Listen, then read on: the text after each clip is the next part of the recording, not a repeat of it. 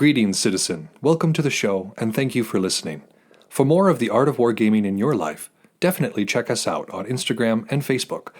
If you'd like to support the show, we have a Patreon account where you can do just that for as little as $1 a month. What we can offer will expand as the show does.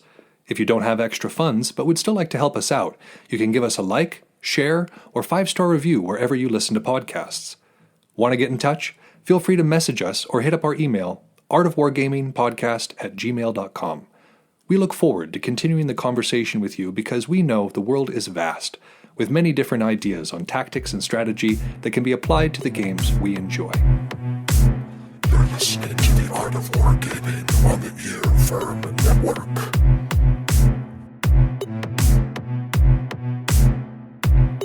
Vegetius Gaming Initiative. Welcome to the Art of Wargaming on the Earworm Network. I am Yaga Malark. And I'm Thumbs. And we've got a really big show for you tonight. No? Ed Sullivan? Anyone? You sounded like Dr. Evil, and I just can't get over that. I know it's not what you were trying for, but... Before we dive into that, little bits of business going on. First off, a correction from... I don't know how many episodes ago now it is. I have lost all ability to keep track of time. But, we accidentally said that Buzz Aldrin was the first person to step on the moon. And it felt wrong when we said it. But we were tired and we just kept going. And the moment that lovely Ameldir corrected us, I went, oh my god. Oh, 8-year-old me is so mad at me right now. We got 2 other corrections out of it too. There was a couple other people that messaged us being like, you do realize, and I was like, yep, no, we know. We'll talk about it. We got it. 100%. You guys are right to correct us on that. That is our bad. No, we appreciate it. We like to maintain a certain degree of academic accountability on this show. So if you catch us saying something that does not match the historical record, please let us know, because our job is to not spread misinformation. That's the exact opposite of what we're trying to do. Oh, and it's the worst when I'm listening to the episode when it comes out and I say something and I'm like, wait, that wasn't correct. Oh no.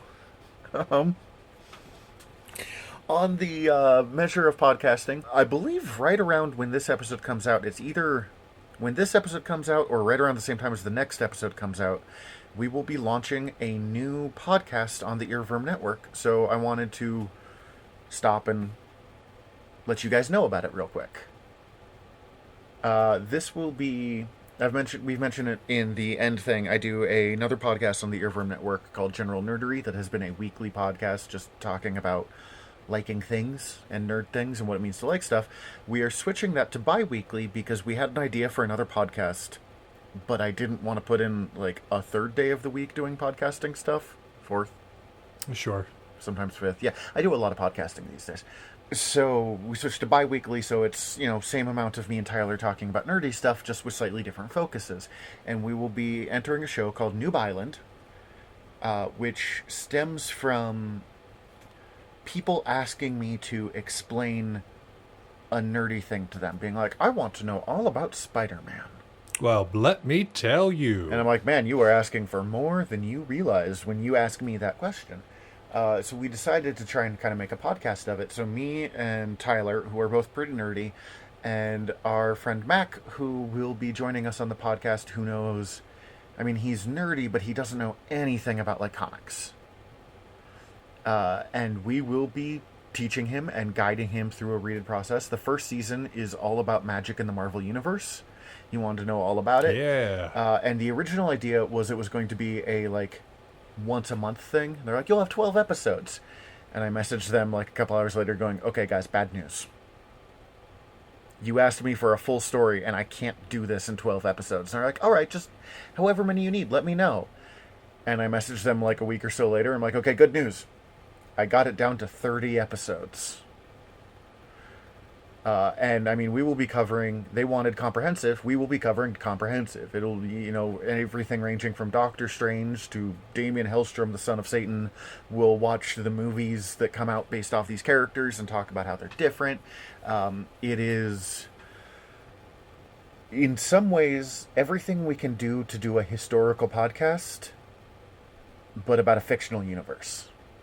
That's like pretty cool. I'm sure we have quite a few fans of, I don't know, nerdy things that might enjoy something like that. I mean, if you're wargaming, there's a good chance at least part of this will grab your attention. So drop that name one more time. What was that called? It will be called Noob Island, and it will be spelled Newb, because we thought noob, like, oh, you noob, Noob, sounded rude. The other one's a bit more of a term of endearment, I think. Yeah, like, oh, I'm a noob at this. Overthinking phrases with thumbs here. Okay, so Noob Island, that's the one to look out for. And how soon can we expect something like that? I am recording the first episode next week. This is January 1st. It should be out by February. Nice. Okay. So, I mean, within the next... if it's not out by the time this podcast comes out, within the next few weeks after that. Well, heck yeah, bud. Well, we wish you well on that. I don't know who we is. It's normally you and I. Royal we. Oh, yes. I wish myself well on that. Yes, that sounds excellent. Thank you, me. And Malark. Good luck from me and you to you. Sometimes you just have to believe in yourself. Or both of me in this case. But yeah, so that's exciting, and we hope that you will check that out. And again, speaking of shows and where we go from here, our next book is going to be The Management of Savagery by Abu Bakr Naji, in case anybody's wanting to follow along at home. The place we both got it from is the Pentagon, actually. The Department of Defense puts out a series of books on various topics, and this is one on jihadist literature. So if you want to check it out... If I was not on some kind of watch list before ordering that book, I 100% am now.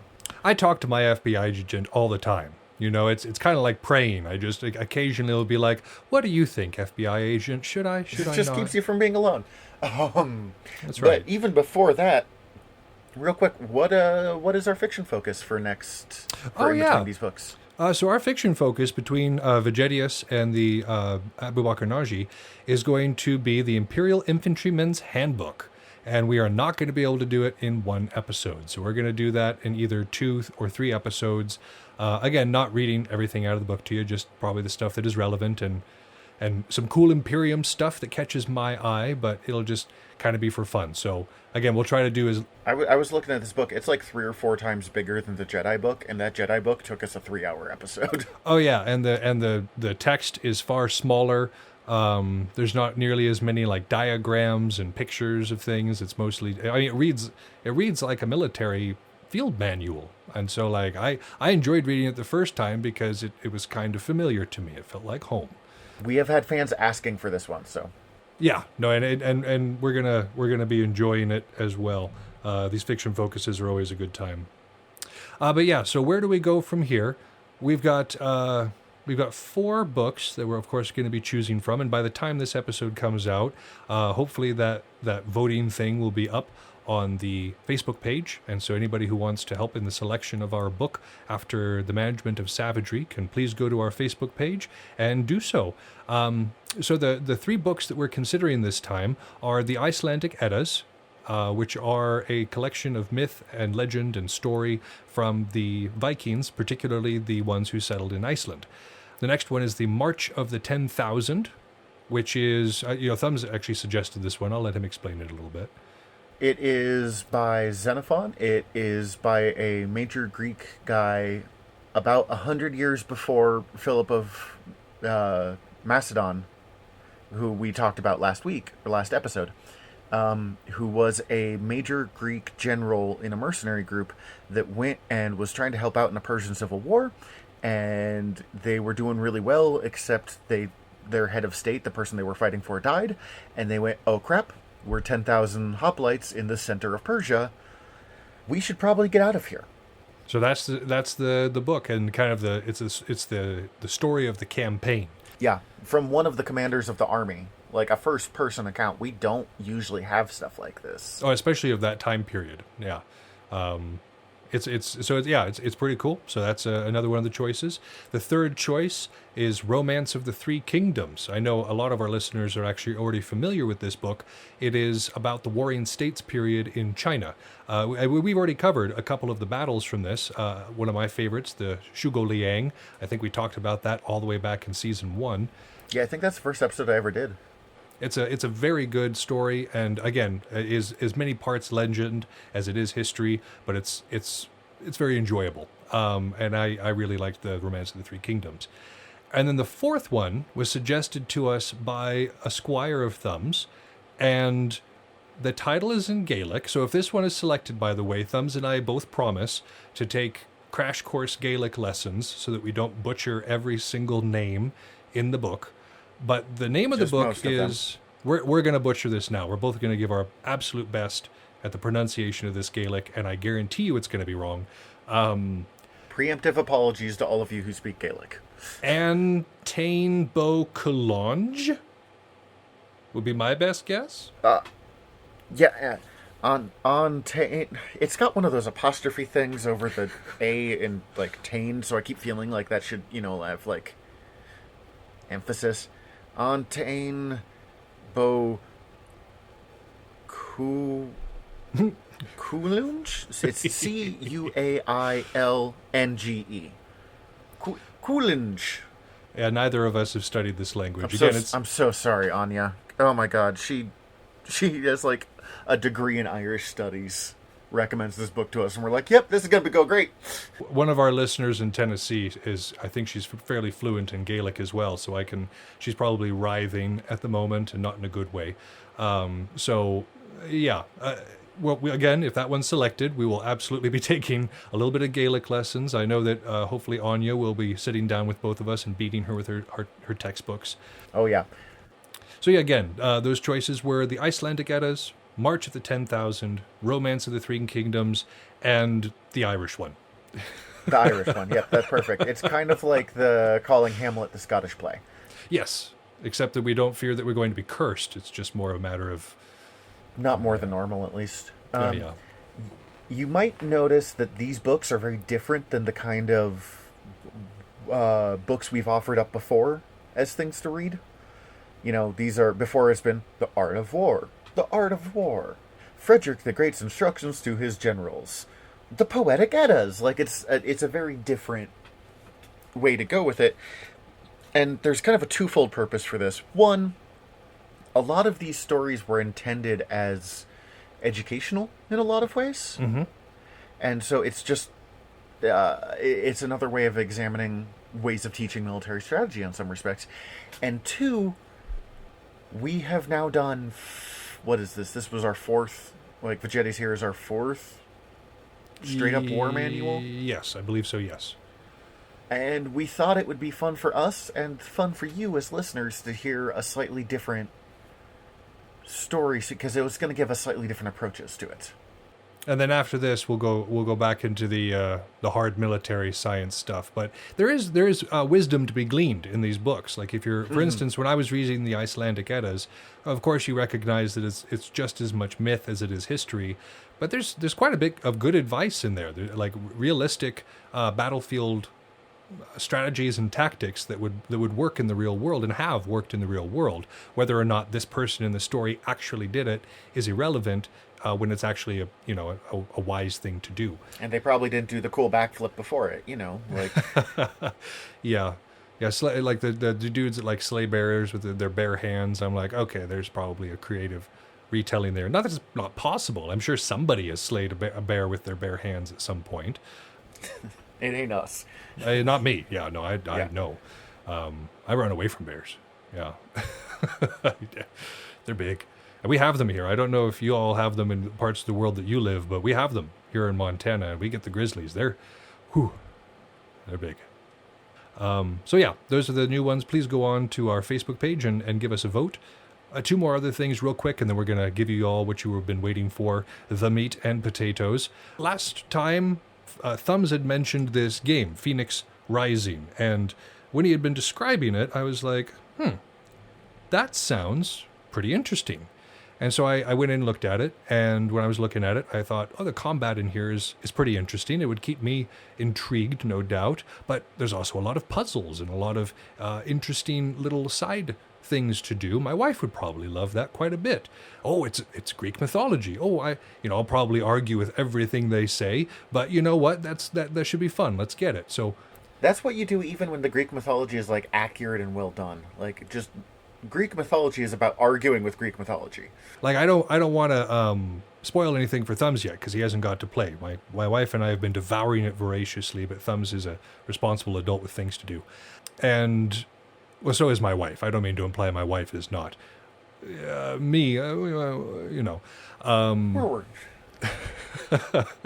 Anyways, the nice thing about this one is it's very accurate to the Greek mythology. Like as I've been going through and listening to them tell the stories and having the interactions, I've been very impressed with how true to the lore they've stayed. Now they're trying to keep it fairly family friendly, so some of the more squeamish things within the mythology, for instance, the exact nature of Aphrodite's birth, they kind of gloss over it, make some jokes about it. If you're in the know, you know. If you don't, then Almost anything to do with Zeus, if we're being too honest about it. no, the depiction of Zeus is pretty accurate.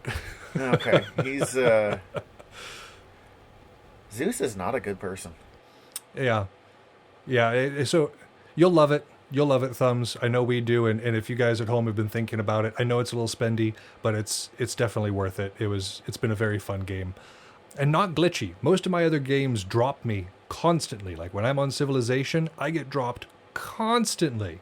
When I'm on Fallout, I get dropped constantly. But I've not got dropped once off of this game, so that's pretty cool. That is nice. And then one last thing before I go is just kind of an appeal to anybody who might be in the know. I have traded out my orc army for a Gene Stealer cult army, and I am beginning to build one of those. I have never played Gene Stealer cult. I have never played Tyranids. I have played against them, but I am fairly unfamiliar with their tactics and theories. So if there's any Gene Stealer cult players in the listenership who would like to give me some advice for free, I will absolutely take some. What? You said they're Tyranids? I don't actually know what the Gene Stealer cult is. So the Gene Stealer cult, they're an offshoot of the Tyranids. So like the Tyranids, you got this big hive fleet that's moving into the galaxy, but in front of that hive fleet, you have these Gene Stealers that go. And most creatures cannot exist away from the Tyranid hive fleet, Gestalt consciousness, and still retain their intelligence. They become mindless animals, the majority of them, if they're separated from that psychic link. Gene Stealers, this is not the case. They can function entirely autonomously with patience and intelligence. They can live for hundreds of years. And so a Gene Stealer will go and infiltrate a world. And they'll wait. They'll be patient until they can find a dark, deep place in order to start what they're going to do. And then they're going to start abducting people. Not eating them, abducting them. And they inject them with a parasite that makes them mentally bound to the Gene Stealer and makes them randy, I think would be the word that you would want there. They want to get it on. And so they go and they get it on with people who they then infect with the parasite. Their children are hideously mutated things that successively throughout the generations become more and more and more human looking until I believe it's like the 4th or 5th generation, they can pass for human, totally human. Like they can infiltrate human society entirely. And so they do. And then the idea is that they go everywhere. They go into the military, they go into the government, they go into the science, anywhere they can be. And then when the Tyranids arrive, they rise up from within, overthrow the government, shut down planetary shields, and let the Tyranids come and nom nom nom on everything on the planet. Warhammer 40k is the most edgelord thing I have ever seen in my life, and I do not mean that as a negative. I love it so much. So much. And part of the reason I traded out is like, if I'm going to play as Xenos, like I need it to be able to tell a good story. The orcs are cool. Don't get me wrong. Like the mindset of the orc, especially how they play out in 40k, is kind of cool. But they're also very fantasy. Like they're the one thing within the entire universe that just feels more fantasy than sci-fi. And the Gene Stealer cult, you can tell some really cool stories with those guys. Like there's some good opportunities there. So anyway, I'm looking forward to it. And any advice anybody could offer on the actual gameplay would be well accepted. But I think we've yammered. Gosh, we've been going for 20 minutes and we've got quite a bit to get through today. I think we're good to go. What about you, Thumbs? Yeah, let's do this. All right, let's start with our first section, homework.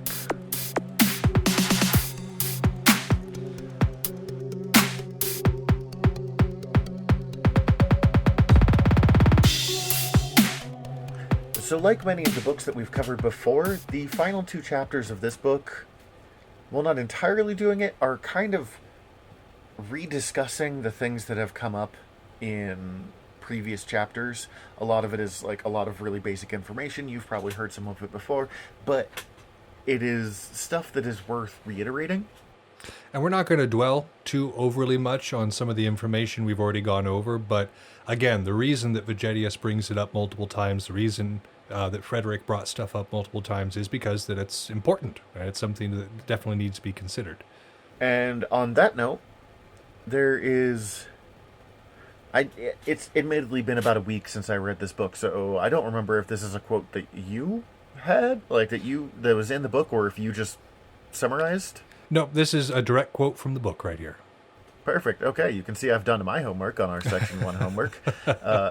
All arts and trades, whatever, are brought to perfection by continual practice. And this is something we've stressed before, that the Aristotelian notion that excellence is a practice, not a goal. And that's the idea here, is that we want to constantly be in practice with the thing that you want to be good at. You know, Thumbs is an artist, and he's a leather worker. He practices those things constantly and continues to improve constantly. It's not because, you know, he's gifted by the gods. It's because he puts the work in. Anytime that I don't draw for a couple of weeks and I start drawing, I'm like, I know what it's supposed to be doing, but I can't get it to do it. I haven't had this in a year, but I'm pretty sure if I didn't podcast for a month or two and then came back to it, there'd be a moment of like, oh God, how do I do this?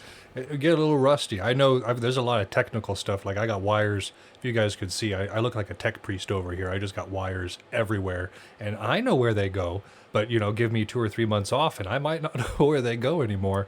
I love that you have, like, 3 wires, and you're like, I'm a tech priest now. There's more than 3 wires. You can only see 3 from your angle, you goob. But, yeah, this idea of continual practice, again, you see it anywhere. You see it in music, you see it in dance, you see it in writing, you see it, literally anything you can do is made better by continual practice. And so, I mean, that's something that cannot be overstated. But when you're preparing for a general engagement, there's a few things to keep an eye on specifically. The first one would be that in battle, we run the risk between glory and disgrace. And now we're about to discuss something, one of the little discussed, it's one of those things that's known, but not very much discussed in wargaming communities. And one of the things that I've noticed, just like with anywhere else, is that your social currency, your respect, if you will, within these communities is sometimes directly linked to how you perform on the field. I've absolutely seen the case where you have somebody who is, you know, they maybe not be that great of a person. They may not contribute to the sport at all, but they're a great fighter. And so people listen when they speak. They inspect them and they invite them places, not necessarily because they deserve it. I don't exactly know how to phrase that, but it's because the way we do social currency is on battlefield prowess. That's not to say that a non-com cannot earn a position of respect, cannot earn a position of authority within the community, but they have to work 10 times harder to get there. Mm-hmm. And it's something that actually I have seen Belagarth work really hard on over the last couple of years of trying to like balance that out a little bit. Mm-hmm. But part of the thing that works against it is even if we're not just fighting is where you can be the flashiest in a lot of ways. Yep. Because, you know, if you're doing a cool kickflip and, you know, I mean, don't do a kickflip, but like if you're doing a cool spin and killing 3 people, that is a very strong visual memory that when you see that person, you're going to be like, that dude spun and killed 3 people. While the person that made you your absolutely bomb meal, it's not fair, but it's easier to overlook them. Yeah, to have them be kind of part of the background. And they're just as crucial, you know, the people who dedicate their week to running troll, or the people who dedicate their week to being heralds. Again, it's not the flashiest, it's not the most, I guess, within our social contract, distinguished of positions, but they're still absolutely doing work. I think they deserve respect. I like to say thank you to everybody who's helping out. You mentioned troll right there. The people who will spend all week in troll blow me away. Those people deserve all of the medals. Like, that is That is a thankless task sometimes. And this might sound like we're throwing shade at our community, but honestly, this is something that occurs in all human endeavors. When I was in music, every time I've been in music, you'll have somebody there who is just a savant. They're amazing at what they do, and they hardly ever mess up, and they play beautifully, and they might be a terrible human being. But people will treat them differently because of their skill. Happens in sports, happens in churches, happens literally anywhere that humans are, and they set up a arbitrary network for determining social currency. Humans like shiny things, and sometimes shiny things are the people doing spin flips. Exactly. So within a fighting community, our shiny thing is obviously fighting. So this isn't necessarily, again, to discourage anybody from pursuing a non-com career. I just want you to be realistic about the work that you're going to have to put in order to receive the same amount of respect as a fighter. It's not fair. We're not saying that it's a fair thing, but it is. Also, people are noticing. Even if it doesn't seem like it, people are noticing who is making the food or who is volunteering a troll or whatever. It just takes a little longer. It does. It does. But to focus on what we were kind of talking about for this episode, when you are a fighter and that's your primary expression, that's what you do, that's what you go to events for, is to fight, then your entire reputation is going to be based on how you do on the field. I know from personal experience, the first 4 or 5 years that I was fighting, I wasn't very good. I was kind of decent, but I wasn't, nobody would talk about it. It wasn't one of those things like Thumbs was saying where, somebody would see me and be like, oh, that dude did something cool. That just wasn't happening. So nobody knew my name. I didn't have much respect in the realm. I didn't have much respect in any of the units. My voice didn't matter for much. And then I got my head out of my butt and I started practicing more and I started learning techniques and forms and all that sort of thing. And I started getting better. And then what do you know? Suddenly people are inviting me places. I've got folks coming up to me that I don't know who want to talk to me. People are asking me to run things. Like, it was crazy. It weirded me out so much when it first started happening. And it just flips. It happened with you, but when it happened with me. Right. And any fighter who's gotten to any sort of skill within their community will have noticed this. And you may be silent about it because you're reaping the rewards of it and you don't want to, out yourself. But, Thumbs and I are here to tell you that it absolutely occurs. And again, we try what we can do to make sure that we're building up our non-com friends and making sure that they feel valued for the absolute good work that they do.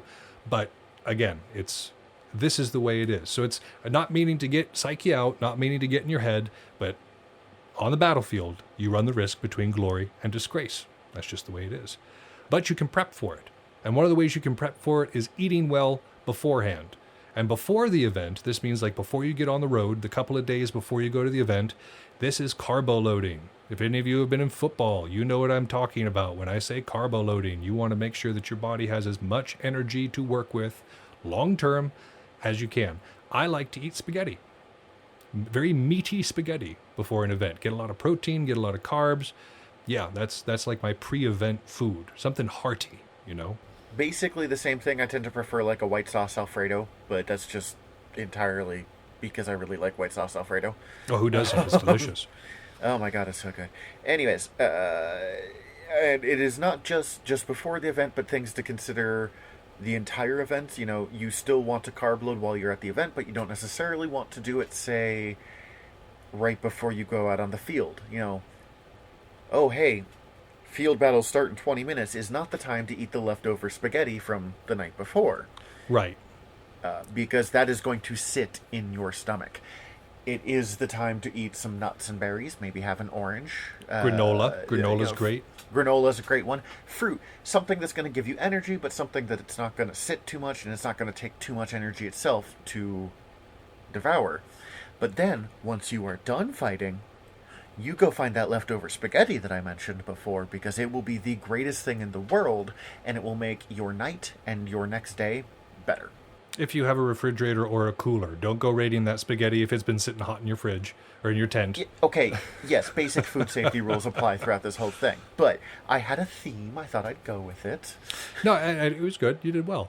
And I mean, I have obviously a different way that I eat depending on what I want to do. If I'm going to be out on the field that day and that's going to be my focus, like Thumb says, I'm going to stick to a pretty vegetarian diet. I'm going to do a lot of nuts, seeds, berries, that sort of thing. Going to avoid meat because, like he was saying, meat slows you down. Like, it makes me tired. I don't know if anybody else reacts to it that strongly, but it makes me really tired. I'll still have some, like, jerky something or, like, some bacon, but I mean, like, a piece or two of bacon in the morning. I'm not going hot and heavy on a steak. Right. Now, that being said, if I'm not fighting that day, or I know that I'm going to be fighting for like an hour or two and then that's it, oh yeah, I'm going to have all the bacon from all the camps that'll offer it. Absolutely. So again, it just depends. It depends. But you want to make sure that you have fuel for the fire. You want to make sure you're not going out there. Now, I want to actually kind of backtrack. We had a listener write in not too long ago after the last section we did on food. And he had some opinions that disagreed with us on nutrition and on how to eat beforehand. And for instance, the meat, he said that like when he and the people that do what he does go to an event or something like that, they like eating meat is completely off the table because from his perspective, it kind of carries on that sluggishness to the next day. And while I would agree, while I would say that like if you can burn completely clean fuel the whole time, you will feel slightly different. Part of the reason that we recommend hearty meals, meat if you eat it, or something that's very hearty otherwise, for the evenings between, is because we have a much higher calorie need than a lot of other combat sports, just because of the amount of time that we're out there and the amount of fighting that we do, because it's constant. You're fighting, you're down, you're up, you're fighting, and that happens for hours and hours and hours. And so you need to like fuel back up at the end of the day. If we were doing something like fencing, or if we were doing something that had shorter periods of combat, I think we could get away with a much more ergonomic eating system. But as it stands, we like the hearty eating. But whatever works for you, honestly, just be eating. That's the point. Yeah. The people that I know, they're like, man, I haven't eaten since yesterday. I'm like, that is not a good thing. That's not a good thing anyways, let alone with the amount that I've seen you running today. Like, sit down, have a candy bar, whatever, drink some water. Yeah, somebody's heading for a sugar crash. I am also the dad friend, so I can't help myself. They call me Papa Troll because I walk around shoving water down everybody who will drink it. I do not deal with dehydration. I don't like it. So the next one is resting well after a long march. And so when I was reading this, what came to mind is after you've traveled. And because we have to travel so long, I think I have this perspective. Because we have said before, if you're going from Montana, from Stygia, to another realm, you're traveling at least 6 hours to get there. And so we get there... Sorry, my cat is meowing. I'm sorry, I interrupted you there. Just apologies if you guys hear a cat meowing in the background of this. It's not me for once. It's not me yelling at Cassius. Yay! Go on, buddy. Okay, I'm sorry, you were saying. It's cool, man. Again, for us, once we get someplace, we are stiff, we are tired, we are hungry. It is probably not the best idea for us to overexert ourselves on that first day, because typically the first day of an event is a half day. People are rolling in, they're setting up camp, whatever the case may be. And so I like to take that day to myself. Like maybe spar with some people I haven't sparred with. Like that's cool and dandy, but stay away from the field fighting just to give myself some rest. Yeah, you're going to work out some kinks, not like go in for a heavy duty. Right.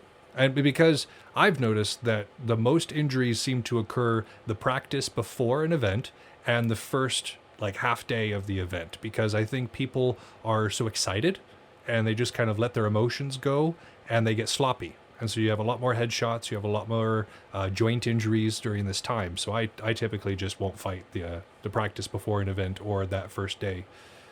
Let other people get their wild out. Because, yeah, you show up or you're getting ready and you're like, yeah, I gotta go. And the amount of people that, man, oh, first day here. And you're like, oh, that's a bummer, man. And it's, I mean, not always. Sometimes it's just bad luck. But, yeah, it's usually because I gotta go. And then, whoops, on the floor. Yep. So, again, if you're young and bouncy and can take it, then you do what you want. But for those of us who are getting toward the middle age of our again, we're still relatively young in terms of like human years, but in terms of like fighter years, we are middle-aged at this point. Yeah, 100%. But yeah, if you young springy types want to go fight, I will watch you. I will watch you fight, but I'm not going to be out there first day. No, I'm not even going to say that. Learn your good habits. Learn them now so you can stretch it out longer. Thumbs has spoken. So yeah, but this also counts like after a day. So if like you're out there, Thumbs was talking about this beforehand, you want to pace yourself during the actual fighting event as well. Yeah, 100%. I keep saying 100% today, guys. I'm sorry. The people I know that will fight for 8, 10 hours. Oh man, I was on the field since Weapon was Curse Called. I'm like, the sun is going down. Take breaks during that. I did, this was for a special occasion, but like when I did my Knight's Trial, I went real hard one day. The next day, I could barely move. Sure. And yeah, I went to that event like for the Knight's Trial, like that was a very specific thing. But if I had just fought like that all day and then hadn't been able to move the next, I would have been so mad. Yeah, I actually kind of got caught off guard. My Dark Angels brethren, they don't want you to be able to rest before you do your beat-in. And so they actually like keep you up most of the night beforehand, and they make sure you get a good night of heavy or a good day of heavy fighting in the day before. They don't tell you, by the way. They didn't say, "Hey, we're going to beat him in tomorrow" to me. But I think this was a plan they had decided on. And so then I wake up the next morning, I don't feel good, and they're like, "Oh, by the way, you're getting beat in. Come on now." And I was like, "Oh, okay, here we go." Great, thanks guys. I just tried to thumbs up a podcast. But again, that's something that we do for our unit for a specific reason. If you have control over the situation, we recommend getting a nice rest in before having to do anything like that. Like absolutely, go full out when you're doing the tournament. Go full out when you're doing, your Knight's Trial or your War Master's Trial or whatever. But other days you want to definitely keep something in the tank. You definitely don't want to necessarily give it all. Yeah, if you know you're going to do a bunch of tourneys the next day, maybe take it a little easier to this day. And that doesn't mean don't fight for 8 hours. It means stop more often and make sure you're getting more water than you usually would. Yep. So rest Also well get after water, the long march. And the reminder that we want to say here is not too long ago we were talking about Adrianople. If you recall, the Romans arrived after a long march and attempted an engagement. It did not go well for them. So that's all I'm saying on it. Know the name and capacity of your fellow fighters is our next point to be made. And this is pretty obvious. Just like know who's in your unit, know who's in your realm, and know kind of who they are, what they do, what's important, their capacity. And even beyond like, how they're useful in the field, it makes people stay longer when you remember who they are. And this is something I have to work really hard on because I am absolutely terrible at names, guys. I'm real bad. There's people I have worked with for 6 years and it has been way too late for me to ask.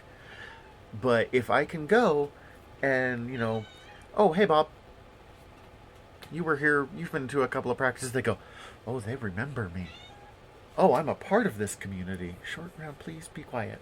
No, it certainly helps. And that obviously retainment is something that we like. The bigger our fields can be, the more exciting it is. And so that absolutely helps with us. So knowing the name and capacity of your fellow fighters as a leader also is very important. If you're a leader and you don't know who's in your unit or what they can do, you're in trouble.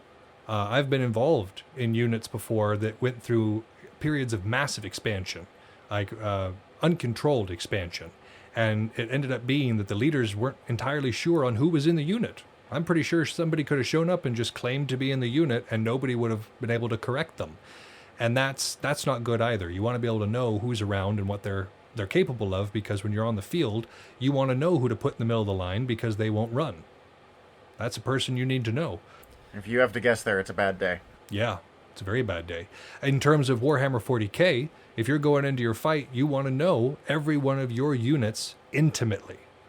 I basically try to memorize that. I'll keep my rules nearby just for reference, but I want to know movement, ballistic skill, weapon skill, strength, toughness, attacks, wounds, armor save, invuln, all that stuff. Like I might want to look up special rules if I need to, but I try to memorize that too. And so that you're not playing guesswork when you get on the field being like, "Oh, okay, who would be better in this position or not?" You just know. You just know who's going to be better. So Belagarth, or physical wargaming or intellectual wargaming, you want to know what you're working with before you get out there. And when you know what you're working with, you want to mix things together, though. You want to intermingle your veterans with your newer recruits. And this is for a couple of reasons. Veterans will acquire fresh experience. They're going to learn things they didn't know before from the newer recruits, and the fresh troops are going to be inspired by their courage and going to learn from the tips and tricks of the older fighters. It's mutually beneficial. And I know we've talked about this particular concept before, but it's worth stressing again. Yeah, always beware of separating out all of your vets. It's easy to think of it, here's a kill squad, but it can heavily backfire. Yep. And then the other important thing when you're preparing for a general engagement is to learn from others. And that source can come from just about anywhere. You can be learning from other units, other realms, books, individuals that you meet. Wherever you can acquire knowledge, that's good. Knowledge is always good. Knowledge is power wherever you are, whatever you're doing. So find it. Go after it. Hopefully that's one of the reasons you're here listening to this podcast, is that you value knowledge. Nothing helps you advance more than just fighting people from out of your realm, or like trying new ideas. Oh yeah, and every time something comes through, it changes things. Like when Hakan, the president of Belagarth, first came to Stygia from Numenor, he brought a bunch of that Numenor stuff with him. And these were things that we had rarely seen. We had seen them from afar on battlefields at events, but we hadn't been close to it before. And so it was a shock to the system at first, the way he fought and the way he moved. But then people kind of either learned to work with it or learned how to work it, and it became a part of the fabric of the realm. It happened in a smaller portion when I went to Tennessee for a year, and I was able to practice with the Durdemarian. I came back and I was doing things and moving in a way that Stygia didn't do. For instance, Eastern fighting is far more physical than Western fighting. I like to think of Western fighting a lot of the time as being almost gentlemanly. You fight at swords point, and it's all very tip fighting, and people give each other space, and it's just very nice. It's very cordial. The East is not like that. It's a scrum. It is a rough and tumble, smash, dragged out, just... Oh man, it was a rude awakening when I got there and just was put sideways by a man using a shield bigger than me. But I learned quick. And so, it helped. And then the other Stygians were able to learn from that experience as well. So anytime you can go and learn and teach and share, that's always better. I actually really liked it once we started picking up a little more heavy shield work. And we still don't do it a lot, but heavier shield work and a punch shield after... I was like, oh, I'm actually physically built for this. Right. Yeah, it's nice. So the other thing that should be determined before the battle, and kind of your homework, is the sentiments of the troops. So this would be your sentiments, how you're feeling personally about the fighting, and then the people who are in your army, or the people who are in your unit or realm or whatever group you're going to be going with. Not so much Warhammer crossover with this particular one, considering your troops are always gung-ho, they're always ready to go, and their leadership is determined prematurely. Humans, as a general rule, fluctuate. But this confidence or apprehension can be seen. It can be seen in the looks, words, and actions and motions of the people that you're looking at. If people are... what you got? I was going to say, we've talked before, multiple times, about if you go into a fight thinking, I'm going to lose, then you're probably going to lose. And if not, you're going to, at the best case, dishearten all of the people next to you, which makes it more likely that you're going to lose. And again, you can see this. A person who has forward stooped shoulders is avoiding eye contact, speaks low but in a high pitch, and perhaps is moving in an erratic way, easily startled. This is not a person at ease on the field. This person is apprehensive about what is going to occur. However, somebody who is standing straight backed, chest thrust out, meeting people's gaze, speaking in strong, confident tones, and moving slowly and with purpose, this is a person to watch out for, because this person has confidence in what they're doing. And if you have an entire team that is expressing that confidence, you're really in trouble. Unless you're on that team, then you're looking pretty good. Yeah, that's great. That's the goal. Yep. And as we've said before, a lot of this comes from the training that takes place beforehand. If you've been doing your homework, if you've been going to practices, if you've been working at home, this confidence comes from the fact that you know what you're doing. You don't have to affect this confidence because it's right there. It's there because you are confident. So that, again, going back to that practice, it's a very important thing. But if you're on the field, you want to remind people of their strengths and advantages. Being on the field is not the time for criticism. That happens in practice. That happens when you're at home or when you're with your group. when you're critiquing what you're doing, when you're trying to make it better, that is the time for criticism. When you are at the event, when it is go time, that is when you try to focus on the good. You try to focus on what you can do. You're trying to focus on what you've worked on, what you feel, confident in doing, and really try to be in that. Because that's huge. If you can remember and remind your team what they're good at. Be like, hey, we may be outnumbered, but we have one of the best shield walls in the sport. So we're going to be good, guys. We're going to be good. And this doesn't mean that you can't, change plans or realize something isn't working. But it's very much like, hey guys, I see you're trying your hardest, but we're clearly having trouble here. Let's try this instead. As opposed to, hey, stop dropping your shield. I don't know. Fix your grip. Telling somebody to fix their grip or try to fix their stance when they're at an event is kind of the wrong time. Yes, that's very good. I just wanted to make sure we talked about the difference real quick between changing tactics and critiquing. Oh, you should always change your tactics. For you guys, the listeners we have in the UK, you'll appreciate this. I'm an Arsenal fan, and this season has been rough for us. And part of the reason for that is because we became predictable. It was always, going down the left side with somebody. That person gets deep left side, crosses to the center to either Lacazette or Aubameyang. They nail it. It goes in. And that was the tactic. And so people found out about soccer? that. Yeah, this is English Premier. Cool. I'm with you now. English Premier League. And so people found out about it. And I was just watching match after match after match of defenses that just had our number. And I was getting so frustrated because I was like, we need to mix it up. We have got to do something different. And I was rewarded. The most recent match I watched was against West Brom. And, there was still that side attack. They're still going up and crossing to the center. But they were doing all sorts of other stuff, too. They were really mixing it up and keeping the West Brom guys on their. West Brom didn't have that much of a defense to begin with. And Arsenal just ate them up. 4-0 by the end of it. So that was nice to see. But that's what we're saying here. If you're using the same tactic over and over again, and if it's not working especially, not only are you becoming predictable, but you're engaging in something that is kind of disruptive to your overall plan, which is to win, yeah? So for this next point, we are actually going to pick a fight with a dead guy. Because Vegetius recommends you instill in your troops rage, hatred, and indignation. And perhaps if it's a real life or death situation, these emotions might be more useful. But when you're in a community that has to get together and share food or share a fire afterwards, then obviously these are not good things. Also, this is a good way to get tilted. If you're fueled by rage and hatred, you're easily provoked. And that means you're going to make mistakes. That means you're going to do things that are detrimental to the overall effort. And that's not good. I love it when somebody across the field has a temper. I will provoke them on purpose. So they'll come out and expose themselves and expose the line. That's great. Yeah, it is fighting mad is a real good way to lose, and it's a real good way to hurt yourself or others. Yeah. I think this is one of those cases where we've talked about Vegetius he wasn't a soldier, he wasn't a military guy, barely a historian. And it sometimes shows through. And I think this is one of the cases where he showed through, because he's like, yeah, man, oh, you need to be tough, you need to berserk, but you're way more likely to make a mistake. So, that's true. I take a much more Yoda approach to this. Fear leads to anger, anger leads to hate.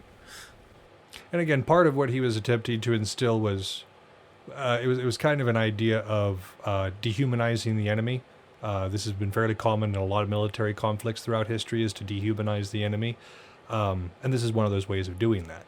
But we would recommend replacing these emotional focuses with something else. So instead of trying to teach rage, teach excitement. It's still an up emotion. It's still a motivated emotion, but it's not nearly as sloppy. It's not nearly as reckless. Instead of, I'm so mad, you're going, this is so awesome. I'm stoked to be here. Yeah, it's great. So instill excitement instead of hatred. Instead of indignation, instill pride. Instill pride in your realm, and pride in your lineage, pride in your unit, pride in your team, whatever the case may be. Instill pride instead, because pride is something that cannot be taken away. Indignation is reliant on external forces. Pride, on the other hand, is entirely reliant on how you feel about those things. I have pride in my realm. It doesn't, it doesn't really matter what happens concerning that. I have pride with where I come from. And that's just the way it is. I'm actually getting a tattoo. I'm getting my realm tattoo on me at some point here pretty quick. I'm amazed I haven't yet, to be honest with you. Since you did so much helping with the design. I don't have any bell tattoos. Well, we've talked before about the hesitation with getting unit tattoos, but yeah, I think it would be fairly safe to get a realm tattoo. I have been going to that same place in the park for over half of my life. I think I've earned it at this point. It's about time. It's about time, yeah. Post-COVID, we know what to do now. I'm sorry, that was in place of hatred. In place of hatred, do pride, and in place of indignation, we do enjoyment. Enjoy what you're doing. Enjoy being in the moment. Enjoy sharing a field or sharing a table with your friends or with your community, doing the thing that you love. If you're not into wargaming because you love it, I'm not sure why you're here. Because every time I'm on the field with a sword in my hand, I am on the top of the world. Whenever I'm at a table, moving my little plastic figurines around, there's nothing else that exists. I am there, and I am pure. I'm full of joy. And so focus on that. Focus on that emotion. Even when I'm frustrated, I'm there because I want to be there, and I'm there because I like it. If I am not having fun, I'm going to just not go for a little while and remember why I like it. Yep. You got to love it. You got to love what you're doing. Otherwise, it's going to show through. And then the last point we want to make here is understanding the enemy takes away fear. If you know your enemy, as we've discussed before, you're more likely of victory, but it also takes away the fear of the unknown. For instance, before I became a member of Triad, or actually before I really knew anybody in Triad, they intimidated me. You know, they have some very strict garb regulations, for instance, and so they show up on the field all wearing the same colors. They have very refined tactics, and they have very good people because they select people based on those sorts of things. And it's easy to be intimidated. It's very easy to be intimidated by a well-polished force like that. But then I started hanging out with them, and I started going to camps, and then eventually I became a Dark Angel, and I came to realize that, I mean, yeah, they take it seriously, yeah, they practice, and yeah, they really put the work in, but they're also just people. There's nothing to fear there. It's just something to understand when you're going against them. And this is true with anything. You know, if you go against an army in Warhammer, and you're like, oh my gosh, like the first time I went up against Eldar, I was like, oh my God, that's unreal. That can't be. How did you, like it just broke my brain. So what did I do? I went and picked up one of the indexes, and I looked at Eldar stats. I looked at what they could do. I looked at how their abilities interacted. And the next time I went up against Eldar, I didn't know everything. I couldn't have told you every stratagem they were going to use, but I did have a general idea of what to expect, and that made it a lot easier. You know, to take it a lot more literally, after Turkey broke his hand, he was pretty scared of Reds for a while. I mean, legitimately afraid of them, because it's what broke his hand. It makes complete and total sense. Right. And part of how he got over that was he picked up a Red himself and practiced with it. It's the same thing. You want to know how to beat it, use it. Yep. If you want to know how not to be scared of it, also use it. Because you figure out its limitations, you figure out its motion, all that sort of thing. Yep. I almost said 100% again. Oh my God. 100%. All right. I don't know why I became a wrestler off of that, but I did. So yeah, that's homework. Those are the kind of things you want to be thinking about, either the practice or two before or on the way to your event. These are good ideas to have in mind. But I think we're ready to head on to the next section. What do you think, Thumbs? I think we're set. All right. Well, let's talk about how you get the upper hand.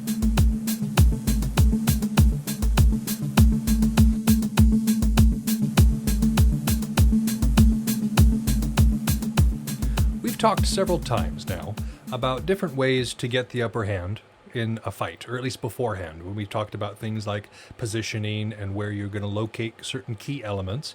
We've gone over them in kind of in a vague sense.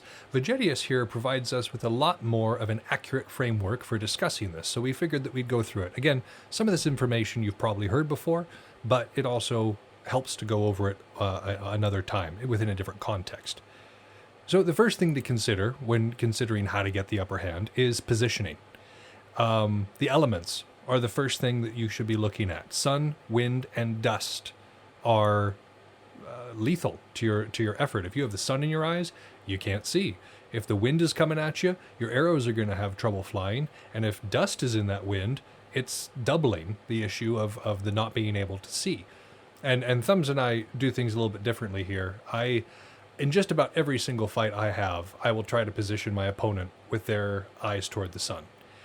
Thumbs thinks that this is a jerk move on my part, and he's probably right, but I am a war master, not a knight. And I'm looking for victory every time. It 100% depends on, like, the fight that I'm doing, especially if I'm fighting, like, a newer person or something like that, which is something I end up doing a lot of, or used to do a lot of. Not this year. Realm. Yeah, definitely not this year. Well, I'll be new. It'll be great. Being like, they'll get themselves in the sun and me being like, no, let's face this way. You have enough things you're thinking about right now. Or if it's just like a nice chill fight between friends or something. If it is a fight that I care about, I 100% will do everything I can to get the sun in their eyes. And the wind against their arrows and the dust moving in their direction. Sure. Oh, wind. That's always trying to work that one in my favor. I don't mess with that one. Right. Yeah, javelins and arrows are a real thing. And it's not just javelins and arrows. Big wind situations, be aware of what position your shield is in compared to the wind. Yeah, if you catch it like a sail, you'll fly away. Especially if you use a backpack shield like I do. Learn from my mistakes. Poles, same thing. So the elements to the rear. Yes. That's the idea. High ground. We've discussed high ground a lot. You want to have the high ground if there is high ground. It's less effort to fight down than it is to fight up. Look, Obi-Wan Kenobi taught us this in like 2007, and it remains true to this day. Yeah, Anakin did not learn it then. Learn better than Anakin. Be better than Anakin. That's what I'm saying here. Which shouldn't be terribly hard, to be honest with you. Pretty low bar. Don't slaughter a temple full of younglings. You'll be all right. And also, don't contest the high ground. Find your own high ground. So the other thing to consider is this open plains versus rough ground situation. Again, we've talked about this. If you're in open plains, you want to make sure that you've got the cav, that you're going to be able to move. Now, again, in physical wargaming, we don't actually have horses, so we can be a bit more flexible. If you've got an open field, take advantage of it. Make sure that if you've got fast people, that they are out there moving. Now, that being said, if you've got denser ground or rough ground, condense your people, hold choke points, and use them more as infantry in that case. But in both cases, you can play to your benefit. 40k, this absolutely works as well. If you've got open ground there, you want to make sure that you're deploying your cav there, your fast attack, whatever it is. Whereas your infantry is making sure to stay in the terrain and kind of contest key points. So the last thing on positioning to talk about is just the positioning between people. I think we've said before that you want a sword length between you and the person next to you. Now, this is not a double sword length where both of you put out your swords and you're just like tip to tip out there. That's not what we're talking about. Just a single sword length away from the person on the side. And then you'd have the same on the other side because they're extending their sword toward you. And that gives you a nice space on either side so you're not hitting people when you're swinging, but it's not big enough for somebody to rush through there easily. At the same time, when you were doing this is, when we're saying know your people, know who is left-handed, and do not put them in the middle or the right side of this. Put them over on the left side where the rule will be slightly different. Because if a right-handed person and a left-handed person are swinging swords in the same space, they're going to hit each other. I've punched so many people on accident. And it is now just automatic for me, being like, nope, switch with me. Nope. I'll try to do it to you, and you're also left-handed. Then we go, wait, nope, it doesn't matter. Wait a minute. We're good. I don't even know how it would be done. It would absolutely love it to get an entire line of, like, left-handed fighters. You'd have to put some effort into that. Oh, it'd be so hard. But if you could do it and watch just the sheer confusion as, like, the full side of left-handed, and everyone who's, like, all ready for the fight goes, wait, what? Wait a minute. Yeah, that'd be terrifying. So yeah, that is a consideration. Again, oftentimes if I'm in a like a line situation, I will try to move to the leftmost side so that I'm not punching people and not being punched accordingly. So yeah, that's just a good idea. But then you want a body length between the front and the back. A little bit more room to maneuver. There are a few situations where this is not the case. For instance, in bridge battles, or a lot of the times just the sheer weight of bodies against the other people, because you got that shield scrum going on in the middle of the bridge, that makes all the difference. Just people pushing on one another can topple the other line. So in a case like that, you want to be nice and close. And you're not really worrying about maneuvering, because if you're in the front, your job is to go forward and or die. And if you die, your job is to get out of the way so that the person behind you can then go forward and or die. But if the idea is that there's that constant momentum forward. Think about Russia in the war against Germany. And always. Yeah. So that's the idea right there. It's more advantageous to engage in close order than it is to spread out the line too much. I know it's all of our tendencies to want to cover as much space as possible, but as Sun Tzu said, if you defend everywhere, you are weak everywhere. So it's better to, if you're going to err on the side of one side or the other, it's better to be too close together than it is to be too spread out. We've talked about this many, many times, and we're going to continue to talk about it many, many times, because it is one of the most kind of iconic, in a weird way, feelings of Belegarth. The realization that you have taken one step too far and you are now open. Yep. And you suddenly got three people that dart behind your line, and you're like, uh-oh. Whoops. I am not recovering from this exact moment. I saw turkey feathers, and our archers are gone. They're gone. They're gone. It's over. This was fun. You might trip over each other a little more if you're right in, but it is harder to get swarmed. And if you're a realm or a unit and you can practice together quite a bit, you can get around a lot of that clumsiness of fighting close together. If you are used to it, for instance, the BOF practice it. I know the Uruk-hai practice it, fighting in nice and close. So when they get into that kind of situation, they're not feeling pressed on either side because they're accustomed to it. It's not a big deal.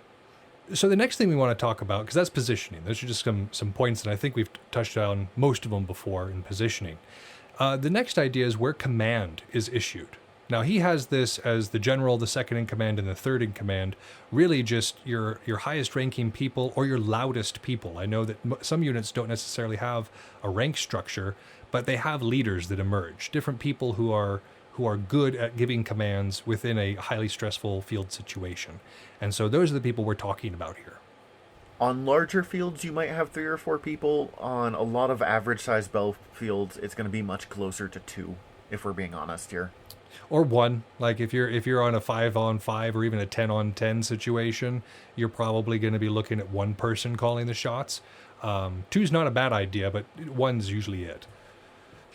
So yeah, the idea with the general is that they should be center right, commanding the infantry and the active cav. Now we call them active cav because I think we've gone into this before, why the right side is generally used more aggressively than the left side, and this is entirely based on what hand most people use, which is right-handed. So what's in the left hand? The shield. That means as they're advancing forward, the shield is covering the more of their body in regards to the army that they're going against. They've got their shield passively able to guard them, so they're able to move forward with greater confidence. The left side, however, if they're all right-handed, are open on their right side as they go forward. So any arrow that comes, any shot that you need to block, you're leaning across your body in order to do that. And so just based on that, on those physics, the left side of the line is generally weaker than the right side of the line, just as a general rule. And so that's why you have this active cav, because you're assuming that the active cav are going out and attempting to envelop the other line. They're trying to surround, they're trying to harass, they're trying to break up the unit cohesion to such a degree that the infantry can do their work. That's the active cav, right? So your commanderist commander, your general, should be kind of center right, commanding infantry and active cav. If you have to have only one person, that's where they should be. If you can have a second person, that person should be in the center with the main infantry and reserves. This person needs to be fairly boisterous. You want somebody, I would honestly recommend a polearm, because that's going to be somebody who's back far enough from the fight that they're not going to die quickly in most cases, and that they're able to kind of see with a greater field of vision and make calls based on that. people like Sir Juggernaut are people that I think of in cases like this. Someone who's, I mean, Jug uses a shield a lot too, but, you know, Sure. someone who is physically big and someone who can be that center point in holding the line. Whether they're in the line itself or a little behind, like you just recommended, this is not the person that is going to go sprinting. This is not your turkey feathers. This is, I don't know, sometimes it's me. Someone that can be the anvil to the right side's hammer. You know, and what comes to mind for me is I met this fighter in Dur Damarian, who I think, like, if I could pick my center commander in like a fantasy Belagarth league or something like that, I would pick Vokor of Dur Damarian, because not only is the man built like a fridge, he can holler like a drill sergeant, and he's got good tactical awareness. When I've been listening to him holler things out, he's got it together. So not only can he be a strong center point on which to anchor, but he's got that deep carrying voice that just everybody can hear and responds to immediately. He, also, in a side note, nicest guy off the field. Just a big teddy bear, basically. Like, give you the shirt off his back. Wonderful human being. That helps tremendously. But great commander as well. Like, he's one of the big up and ups in that area, and for good reason. And then the third, if you should happen to have a large enough force to justify having a third person who's in command, they go on the left. And they're managing the passive cavalry and the defensive side there. Now, this person needs to be careful and intrepid, because they're managing a difficult situation. Like we said, the left side is going to be the side most likely to be imperiled. 9 times out of 10. If you've been on a Belagarth field, you will know the term toilet bowling. When everybody starts to circle and all the teams are kind of circling the center and trying to like feel each other out, who's going to make the move, watch. Most of the time it goes counterclockwise. People want their shields facing the enemy. That's just how it is.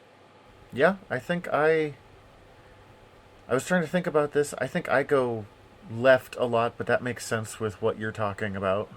Yep. We feel stronger on the left side. We don't have to worry about arrows as much. We don't have to... Javelins aren't as much of a thing as we're running around. Our defensive side is toward... Yeah. Especially if I'm going to flank, I want to be on the left. No doubt. This was really interesting because it was the thing I had to ask you about this from the notes. I was like, wait, why? I still don't get why we always go to the right. Or why the right is where the command... Now I know. Learn something new every day. The majority of fighters are right-handed, so a lot of these tactics are made with that in mind. So yeah, that's where you want your commanders to be, is kind of in those locations in order to cover the best ground. So if you can only have one, make sure that they're center right, so they can kind of have that under... Because if a side is going to give, it's going to be the left, and you don't want your commander going down with the ship in this particular case. So we know of the commanders, but what of the cavalry? Where do we want to position cavalry? Well, we've talked about having them on the wings, obviously, out toward the sides on the flanks, but there's obviously different types of cavalry. Heavy cavalry, so think about like cataphracts. A Byzantine cataphract is a very good example of heavy cav. They have plate on their plate with more plate. It's just a mountain of metal charging at you. Your traditional medieval era armored European knight would also qualify here. Like anyone who's just looks like they're the Tin Man. Yep. And now they belong close to the infantry. They form up near the infantry in order to assist those actions. These cavalry are fulfilling what is known as the shallow flanker role. There are 2 different types of flanker, and the heavy cav is what you want in a shallow role. They're still technically kind of infantry at that point, especially when we're talking about like a Belagarth or a physical wargaming situation. You want these people to still be relatively well armored because they're going to be in the thick of it. They just can kind of pick where they want to go to assist a little bit more. So that's the heavy cav. I often end up playing kind of heavy cav because I like to be a switch fighter and I like to flank, but I go out there fully armored, so I don't need to be sprinting every single time. Yeah, you and I hang out in this category of we don't like to be in the line, but we're not going running anymore. At least not far. Not far. Dwarves are natural sprinters. Let's just put it that way. It is my favorite place to fight, honestly. I legitimately enjoy it more than anywhere else. That really deep where you can get behind them is fun, but it can be so much more of a crapshoot. I have so many more options when I'm hanging out right here. And again, this is because we both have full kits of armor. Thank you, by the way, for my full kit of armor. Hey. So let's talk about the other one, though. The light cavalry are, of course, out on the wide flanks, and their job is to surround the enemy and cause general disorder. Again, they're not there to get into a general engagement. If light cavalry get into a pitched combat, they've done something wrong. Their job is to be moving around, breaking up the line, taking shots of opportunity where they can, but again, their job is not to necessarily go to a fixed point. And so again, we know lots of people who would qualify as light cav. I started off as light cav. I loved being a flanker. I loved it. In real battles, this would also include people like horse archers. Right. Yep. Who are not going to just charge straight forward, because that's a real case of diminishing returns in that case. Right. And in terms of Warhammer, if we're talking about this, your heavy cav are going to be your anything with like a 5 or 6 toughness is going to kind of qualify as your heavy cav. Anything with a lower toughness than that is going to be light cav. So you want them kind of out of the way, running these outside maneuvers. Again, their job is not necessarily get into pitched combat right away. They are a harassment and a screening force. But a consideration, what if you have less cavalry than your opponent? And we're talking like significantly less, not like I've got 200 or they've got 200 and I've got 198. We're talking like maybe double or something like that. In which they've got 200, I've got 100. Right. And so in which case you want all of your cavalry to stay relatively close to the main infantry body so they can mutually support one another. The last thing, because most battles start with a cav battle. The cav come out, or your light flankers come out, and they have their little skirmishes out there, and then the regular line joins. So if you've got significantly less flankers, significantly less cav than your opponent, and they all run out there and die first thing, well now, not only are you less some fighters, but where did your counterflankers go? Bye-bye. Bye-bye. Really, if your cavalry is so outnumbered that they're just going to die if this happens, then they're just counterflankers now. That's great. It is better to, as we mentioned earlier, it is better to protect a smaller area than it is to die piecemeal across a large battlefield. Right. Because if you're all spread out and your opponent is condensed, that means that they've got local numeric superiority wherever they go. And you don't want to give that away. So the last thing we want to talk about in gaining this upper hand is something that Vegedia has stressed quite a bit, and Frederick stressed quite a bit, which is reserves. Having a dedicated reserve force, and this is how you have the numbers for it. If you're doing 5-on-5, you don't necessarily have the people to put back in reserves. You could probably have one person. No, you don't want a reserve at that point. At that point, you're actively working against yourself by taking away 20% of your army. Yeah, that's a good point. So again, this depends on size, but if you have the size to be able to have reserves, you want them for the wings and the center. Make sure that you've got designated reserves for both wings and center, because you can't just be drawing from one place, and they need to be expeditious, because the purpose of these reserves is threefold. They're designed to assist hard-pressed areas of the line, prevent penetration, and supply vacancies made in action. Pretty straightforward. The vacancies is the one that you and I talk about the most, and it's our other favorite place to fight.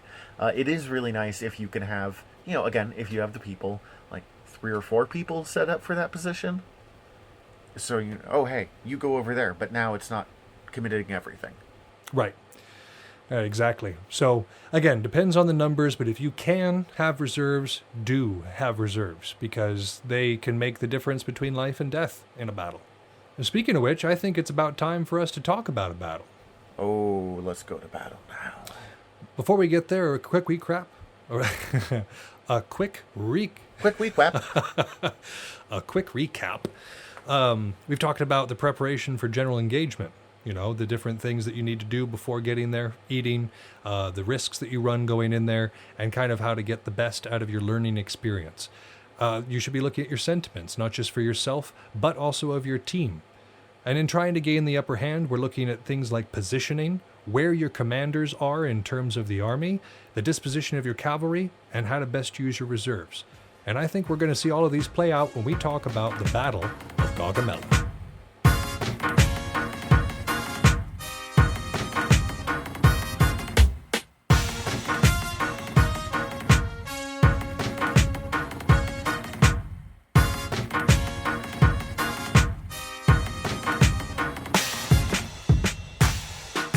admittedly, almost our entire episode last week came from me reading about this battle. Battle of, you said it's Gaugamela?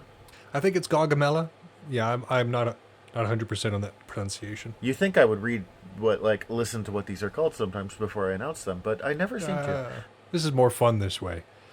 And I went, oh man, to understand the Battle of Gaugamela, you really have to understand the Battle of Issus. And to understand the Battle of Issus, you have to understand the Battle of, I don't remember what the one before that was, Granicus River, maybe? And to understand that, you really need to understand blah, blah, blah. And I went farther and farther back, and I eventually was like, nope, let's just move on. But it is still useful to understand this battle, to understand the battle before it, or the big battle before it, the Battle of Issus. There were a lot of battles in Alexander's conquest of the Achaemenid Persian Empire, but there were kind of three big ones, with the Issus being the second one and Gaugamela being the third. Issus was the first time that Alexander went up against the King of Kings, the Great King, Darius III. Possibly Darius III. Again, I've heard it multiple ways. When you're going back this far in time, it's hard to guess. And in the Battle of Issus, there was a random opening. Alexander starts charging down Darius, and Darius, in the great golden chariot led by white horses, the ultimate king of kings, he's not quite a demigod, but he's about as close as you're going to get in this day and age, bolts. He's out. He runs away. Completely understandably, as far as I'm concerned. But, less understandably, he leaves his family at the battlefield. That's not a good look. I don't even know why he brought them in the first place. Kicks? Giggles? See Daddy at work? I don't know. Yeah, I mean, really, see Daddy at work is probably the best. It was a way to show off. But it's like I want to say his mother and sisters and wife. I mean, there are multiple people that Alexander now has as his prisoners. In all likeliness, these people were probably treated pretty well because they were still royalty, even if they were Persian royalty. We discussed this in the last episode when we were talking about royal hostages. If you remember that Philip was a royal hostage, and he was treated fairly well, but it still isn't you're still a prisoner. Yeah, you are still definitely the word hostage, and they will kill you if they have to. Mm-hmm. Darius starts writing to Alexander while regathering an army. Over the next 2 years before this next big battle happens, being like, hey Alexander, give me my family back. And he's like, well, I will, if you come submit to me. If you come admit to that I'm the king of all Asia, then I'll let you have your family back. But if you think you're still the king, you gotta take it. And, poor Darius, who honestly didn't even seem like he wanted the job that bad. He was installed by the guy who poisoned the guy before him. Right. Was like, oh man, okay, I guess I gotta do this. And so he spends a couple of years at Babylon building together an army and sending messages to Alexander being like, please stop attacking. Oh my god, please. Take your ball, go home. Everyone thought you were going to be dead by now, and you keep taking over. Egypt has surrendered to Alexander peacefully, which is, just saying that sentence is insane. Egypt would riot at the drop of a hat, and they were like, alright, yeah, we'll go with that guy. That's fine. And I think we've discussed before the strategic importance of Egypt. It is and was for about as long as human history has been a key part of the world in terms of controlling both Africa and the Middle East. So even while preparing this army, Darius is sending more messages. It has one of my favorite little bits of ancient smack talk. He gives him a truly insane offer. He's like, I will give you half of the Achaemenid Persian Empire.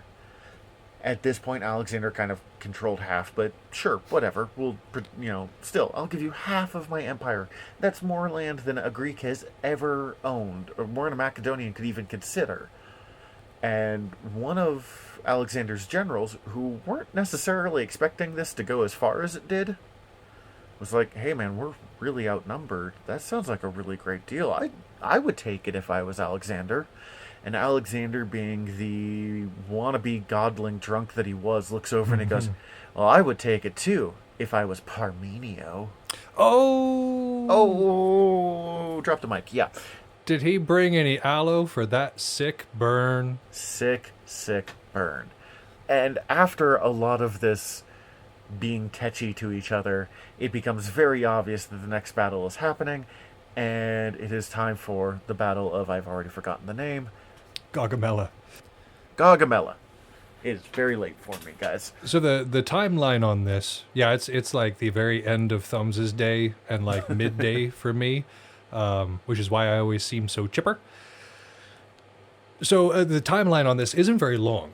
It was 333 BCE when Darius III lost the Battle of Issus. And the battle that we're talking about, the Battle of Gaugamela, took place on October 1st of 331 BCE. So only 2 years between these two. Now, in terms of where this is at, it's near current Erbil in Iraqi Kurdistan. So if you want to look it up on a map, they think it was fairly near to that area. Again, ancient history, it's hard to kind of pinpoint these things. If it seems like 2 years is a long time, because, we're used to World War II, it lasted, 4 years total? Right. For us, for, America. Remember that these people, the fastest you can go is the speed of a horse, or the speed of your infantry. And or Alexander, or boat. And Alexander is kind of just ping-ponging across the Achaemenid Persian Empire at this point. As we said, Egypt just surrendered to him. They didn't want to play. He had to cross the Hellespont, go play everywhere he was going, go all the way down to Egypt, and then head all the way up to Iraq.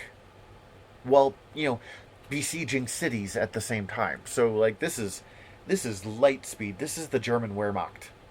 He's partying all over Asia Minor at this point. Yeah.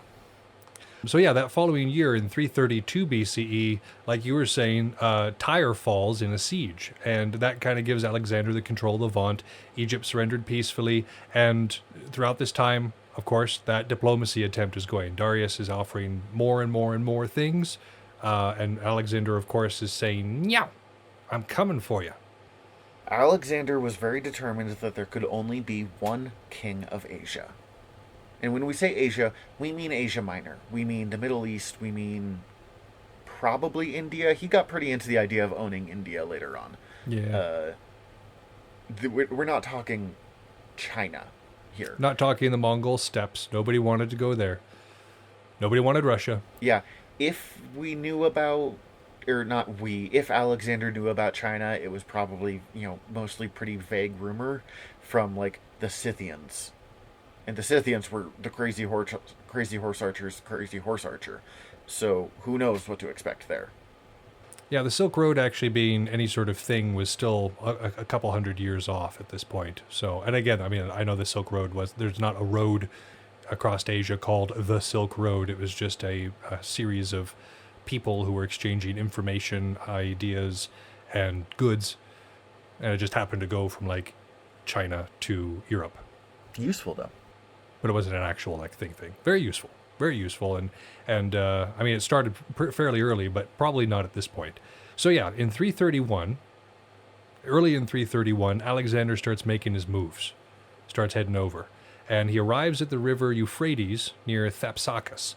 And he scatters the 3,000, there was 3,000 cavalry that were put there, and Darius said, "You guard this point, and you make sure that Alexander doesn't cross it." And then Alexander rolls up with his roughly 47,000 troops, and these 3,000 cav, very wisely, choose to leave that location. Yeah, there is a much better place you can use that 3,000 people. Yeah, and then Alexander moves, but not in a way that was expected. So they really expected Alexander to go south because it was a much shorter trip, but it was also a much hotter trip. I mean, remember, we are talking Iraq at this point. When it gets hot in that desert, it gets hot. And the reason for this expectation was previous invaders had chosen this route. Like Thumb said, it was the most direct route, and so it seemed the most logical, but it was hot. Very hot. And there wasn't much food. Or water. If you can cross the Gobi Desert, man, that's a quick way of doing it. That's something else. That's not Iraq. We're not at the Gobi Desert right now. No, I was thinking of the Mongols there, and I forgot to, enter this example. But, if you can cross the desert quickly and fast, then that's great. But the chances of your troops still being fresh at the end of it It's remarkably bad. Oh yeah, all the invading forces from the west who had attempted it arrived dehydrated, hungry, and exhausted. Obviously, it did not go well for them. This was the ideal, though. This is what Darius was hoping for, because it would have been an easy win. However, Alexander wasn't a guy to give away easy wins, and so he takes the northern route. Again, less direct, but there's also less heat and better forage. While it takes more time, his army isn't going to arrive in the same manner that the Persians are used to facing in this location. Well, and in some ways, the more time kind of is working in Alexander's favor too, because now the Persians have this like, wait, where did he go? Like, did we just lose Alexander? Because that's not good. We need to have eyes on this guy. So yeah, he continues on his way. He crosses the Tigris, and he is taking prisoners at this point, and they say of where Darius is. They say, okay, he's over there.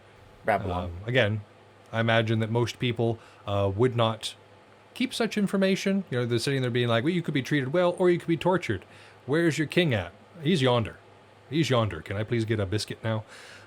Yeah, so they move on. And then Darius chooses a large open plain. Darius had chariots, remembered. And so, of course, like we had been talking about, he actually chose a location that was suited for his army. He had chariots, he had elephants, and this plain was a perfect place to deploy both. Well, and this is one of the things of Darius has gotten a lot of crap throughout history for not being the world's greatest general, but this is him showing real signs of growth from the last battle. Part of the problem with the Battle of Issus is he chose too small of a battlefield, and his cavalry didn't have room to maneuver. Yeah. And he got trapped, and the superior fighters on Alexander's side made that win. So he is taking steps to counter this in, really hardcore steps. He picks a battlefield something like 5 miles long. Like, he has up to that much room to work with. He has his army go across, flattening the ground, like stomping things flat, to make sure that his chariots would have the maximum room to move on. And basically gardening, too. They were removing any large roughage or plant life that was there, too. Anything that could be an obstacle. This is pretty close to the end of chariot reasons, and this is kind of why we're reaching, in a lot of ways, the end of the chariot era, because chariots had to be on the flattest ground possible. Yeah. And deployed in mass. One war chariot is not that impressive. But if you have an entire fleet, I know they're not called fleets, but bear with me, entire fleet of war chariots, that was a different thing. And Darius did have his fleet of war chariots. And so Darius possesses the larger army by far. Again, I think I had mentioned that Alexander had roughly 47,000 troops under his command. Darius had anywhere, modern estimates put it between 50,000 and 100,000. The ancient estimates were even bigger. Ancient estimates had up to 1 million people on Darius' side. This is in no way true. Literally, even on this 5-mile battlefield there's no way he could have fit 1 million people. And two, I don't care how good Alexander is, that is outnumbered, 47,000 to 1 million. That's bad. That is, I am bad at math right now, I can't think of what that would be, but that is an obscene number to 1. Yeah, that would not be. But more of a 2-to-1, 3-to-1 situation, yeah, that's more of Alexander's forte. That's kind of where he thrived. But either way, Darius had the larger army, but Alexander had the better quality. If you recall from our last episode discussing all of the efforts that Philip made into having the best fighting force in Greece, Macedonia, and apparently Asia Minor, Alexander inherited all of that. So the phalanx and its amazing training that went with it were with Alexander. And recall that this phalanx is going to be the dominant form of military tactic until the Romans change and adopt the legion tactic. Well, and not just this, at this point, these guys are battle-hardened professionals. They have been on this campaign for years in the middle of enemy territory. These are the best troops in the world. Like, at this era of history, I don't know if there's another army that I would really want to compare them against. Not in the area. China had a decent showing at this point, and yeah, that's about it. I can't think of anybody else. Usually I give China the edge just because they were, such a high quality form of war. I don't know if Alexander could have given them a run for their money, but he could have made them work for it. Oh, no doubt. No doubt. I mean, obviously China wasn't invincible. They were ruled by the Mongols for a while, but yeah, no, obviously this is a good army. So, we've got the two armies, the field is set, and the engagement begins. The infantry centers begin to advance first. And Alexander at this point chooses to do something that's kind of weird. He and his band of companions go hard right. Like a shallow flank, as we were talking about before. It's a shallow flanking maneuver, but they're going hard for this location. And Alexander is right in the thick of it. Right at the front of it, if some accounts are to be trusted. By all accounts, Alexander, if you make a spear point of 1,000 men formation to charge, Alexander is going to be the guy at the very, very front of that. And even if some of this was exaggerated because of the press corps that we mentioned last week that he took with him, it was still, even if he wasn't the very front man, he was very close. He was in the thick of it. We do know that. And so Darius repositions his cav in order to try to contain this other cav. And so a kind of a brutal fighting ensues on the Macedonian Hellenic League right flank, of course, the Persian left flank.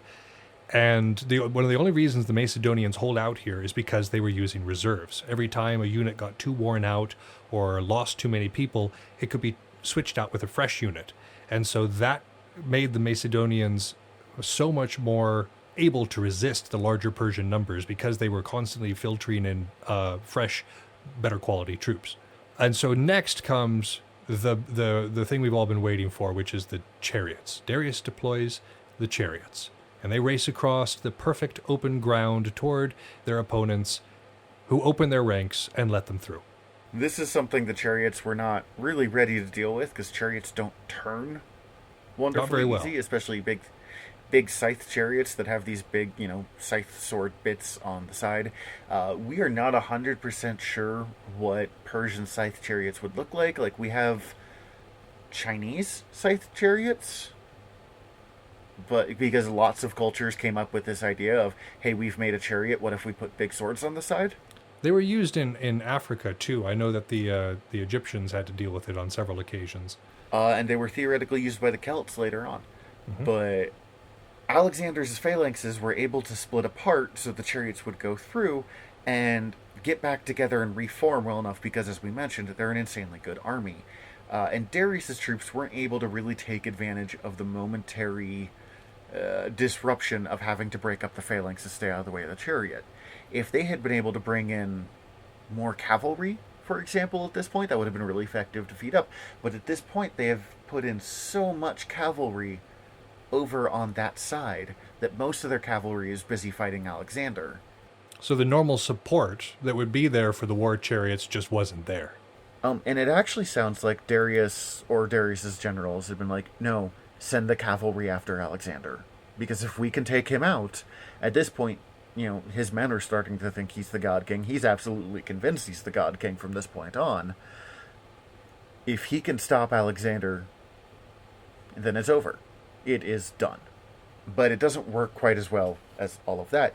Also, we mentioned at the very beginning, there were elephants, but we don't actually see them in the battle. This is a place where elephants might have been useful. Oh yeah, having some elephants and some cavalry to back up those chariots, that would have been focusing on the right thing. I think what Darius did wrong here is he tried to do too much. He had his attention split in so many different directions that he wasn't able to commit really to one of his ideas.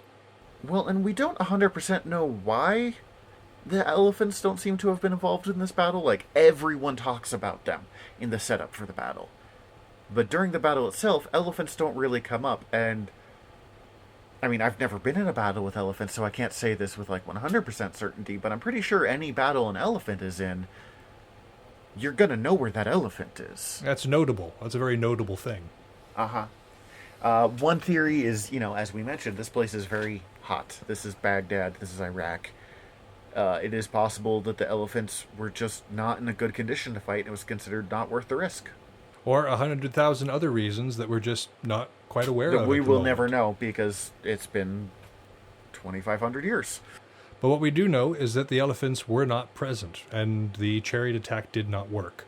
So if you recall, Alexander was moving to the right with a lot of speed. As he's beginning to win this cavalry engagement, he then forms a wedge with his troops and turns toward the Persian center and comes in hard, right for Darius, who again flees the battlefield. This is the second time now.